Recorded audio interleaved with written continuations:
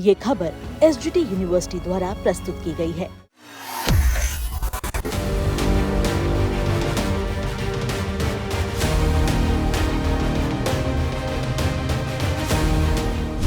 भारत का नेपाल को तगड़ा झटका।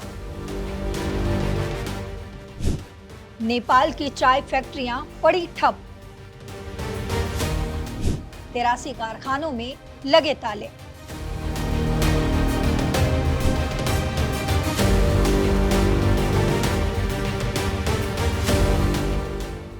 भारत से बात बात पर तनाव बढ़ाने वाले नेपाल की मुश्किलें एक बार फिर से बढ़ चुकी है। भारत का एक फैसला और नेपाल की चाय फैक्ट्रियों पर ताले लगने शुरू हो गए। मीडिया रिपोर्ट्स के मुताबिक आपको बता दूं कि नेपाल के 83 चाय के कारखाने बंद हो चुके हैं। जी हाँ, वहीं किसान ने चाय की खेती बंद करने का भी फैसला कर लिया है। दरअसल भारत ने चाय आयात को लेकर नई नीति बनाई है, जिसके बाद नेपाल के चाय उद्योग को करारा झटका लगा है।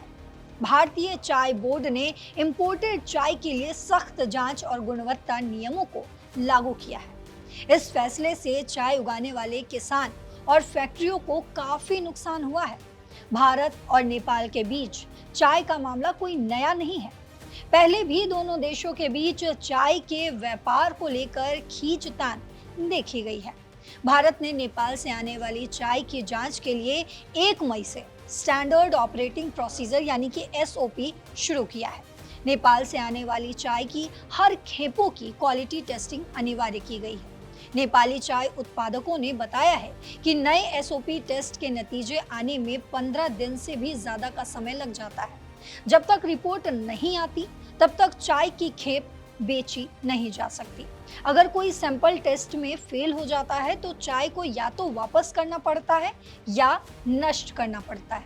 नेपाली मीडिया काठमांडू पोस्ट की रिपोर्ट के अनुसार आपको बता दूं कि भारत की जांच प्रक्रिया में सख्ती के बाद नेपाल के पूर्वी जिलों इलाम और झापा में विरोध के रूप में करीब 83 चाय कारखानों ने परिचालन बंद कर दिया है, जबकि नेपाल चाय उत्पादक संघ के प्रतिनिधि सरकार पर तत्काल डिप्लोमेटिक दखल के लिए दबाव बनाने का प्रयास कर रहे हैं। नेपाल चाय उत्पादक संघ के अध्यक्ष आदित्य पराजुली ने कहा है कि सभी चाय कारखानों को बंद करने के बाद हम काठमांडू आए हैं। संबंधित मंत्रालयों के अधिकारियों से हमारी मुलाकात तय है। पहले भी हमने अपनी समस्याओं को बताते हुए ज्ञापन सौंपे थे, लेकिन उन पर कोई ध्यान नहीं दिया गया। नेपाल के चाय उत्पादक क्या कह रहे हैं वो समझते हैं। एक बयान में नेपाल टी प्रोड्यूसर्स एसोसिएशन ने कहा है कि टी बोर्ड ऑफ इंडिया द्वारा नया नियम लागू किए जाने के बाद इस हिमालयी देश के चाय उत्पादकों को चाय निर्यात करने में दिक्कतों का सामना करना पड़ रहा है। इस एसोसिएशन के महासचिव शुक्र दहाल ने कहा कि हर साल लगभग 5 अरब नेपाली रुपए की चाय भारत को निर्यात की जाती है।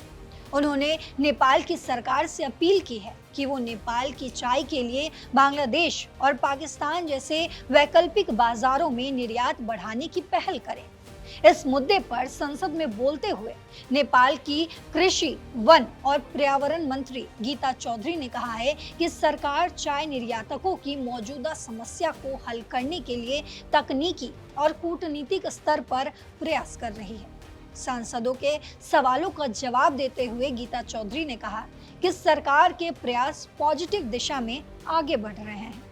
वहीं एक रिपोर्ट के अनुसार आपको बता दूं कि नेपाल हर साल 27,000 टन चाय का उत्पादन करता है। इसमें 8,000 टन ऑर्थोडॉक्स चाय और 19,000 टन सीटीसी चाय है।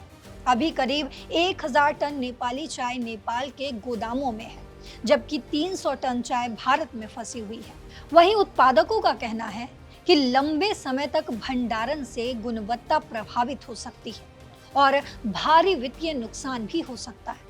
उनका कहना है कि गैर टैरिफ बाधाएं न केवल निर्यातकों के लिए बल्कि हजारों किसानों और श्रमिकों के लिए भी खतरा है, जो अपनी आजीविका के लिए चाय उद्योग पर निर्भर हैं।